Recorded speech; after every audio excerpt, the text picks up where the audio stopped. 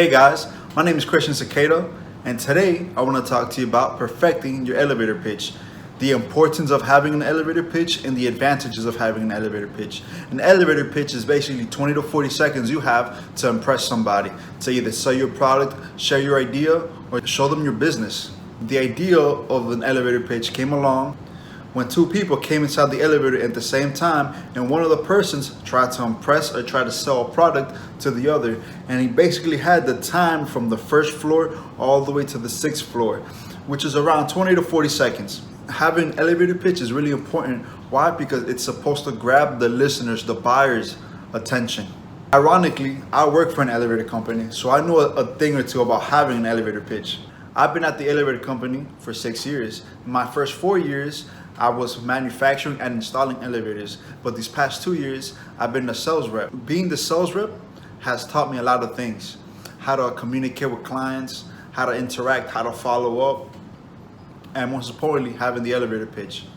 A lot of salespeople try to come really aggressively to the clients, and an elevator pitch is supposed to be your main goals, what you're trying to explain, grab the person's attention, it's in and out, straightforward. So in this video, I want to show you 5 main points that I use in my elevator pitch that hopefully will help you guys perfect yours. Now, one of the 5 main steps in your pitch is your confidence. Confidence plays a really big role when you're trying to sell something. If you're looking at somebody and you're not too sure about what you're selling, it's not going to go well. If you're talking to somebody and you're looking down and have your voice really low, it's not going to go well. Walk into the room like you own the room sometimes. You have to talk like you own the room sometimes. You have to show them that you know your product and you have the confidence and the tenacity in order to do business with them. Remember, you're trying to sell your product, and the product you're trying to sell, at the end of the day, you're trying to sell yourself, you're trying to sell your business. Confidence comes a long way, but in confidence, there's 2 main things that people have to factor in. Number 1 is their voice volumes, and number 2 is eye contact. Voice volume, people tend to lose attention. But when you change your voice volume and your voice ranges, they tend to keep going in and out of your conversation. Point number 2 in confidence is eye contact. Eye contact is really important. Eye contact means that there's mutual respect and the same importance in the conversation. Now, point number 2 is knowing your product. If you're selling your product, you have to make sure you know the ins and outs of your product. You have to know how big, how wide, how thick, how small your product is. For example, a real estate agent can't really sell a house if he doesn't know the square footage of the house, how many bedrooms, how many bathrooms, if it has a backyard, if it has a front yard, if it has a 2nd floor or not. That's not really a real estate agent. That's just somebody trying to make a commission off of you. If you're trying to sell something, you have to know your product. Like a car dealership. Car dealership people, they read off the menu and tell the client what they've already read. And that's not selling. You have to sell yourself and sell your product by knowing your product. For example, me, I worked in elevators for 4 years. I know the ins and outs. I've manufactured and installed them. I'm pretty sure I'm qualified to sell one little elevator.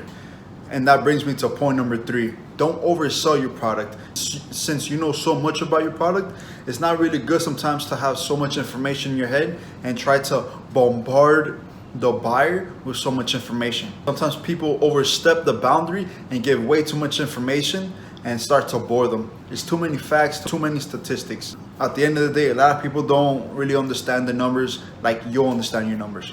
Again, don't oversell your product. Remember, you only have 20 to 40 seconds to impress the buyer. Make sure you say your mission statements, you're in and out, and it's quick. Now, point number 4 is a wow factor, your magic trick, your last card up your sleeve, your best hand. A wow factor is supposed to leave an imprint in the buyer's mind. The wow factor is to make sure the buyer remembers you for the rest of the day. What sets you apart from your competitors? What makes your product better than your competitors? What makes your company more versatile than the rest of the companies you're representing? That's the wow factor you need. It could go as small as a piece of paper and you folding it up and having your company's name and blowing it up to a magic trick, a whole design, a whole sample. I remember one time We built a life-size model of an elevator and we brought it straight to the client. The elevator worked, the doors worked, there was lights. It was transparent lights, LED lights as well. That's our wow factor. When we moved inside that building, everybody was looking at us and we were like, yup, that was us. Wow factor. And the rest of the week, everybody talked about us, about the extra step, the extra mile we did just to make sure we left a mark on that person. Now, the last 15 seconds of your elevator pitch are really crucial, which is point number 5, your closing statement. In your closing statement, you have to basically wrap up everything you said in the first 35 seconds and give it a point, give it life. Reiterate your call to action. What makes your product so important? Even if it doesn't change the world, make it seem like it will change the world. Make it seem like the world will need it in order to keep on going. And the buyer has to make sure you are passionate about your product, because if you're not passionate about your product, how can he be passionate about the product? That's your elevator pitch. And at the very end, hand the person a business card. Always have business cards with you with your first name, last name, and your cell phone number, because they will call you back. Now, I'm not saying the elevator pitch is going to be perfect your first go around. That's why I recommend to practice. I would recommend to have an outline, not a script of your elevator pitch, but an outline. Try to make it seem fluid when you talk. If you want, you could ride up and down an elevator and just try it out. Talk to somebody. Be like, hey, would you mind listening to me for 20 to 30 seconds just to see what catches your attention? The best teacher is always feedback. Feedback from people you know, co-workers that are selling with you, just to see what catches their attention. Make sure you leave a mark. And that's an elevator pitch.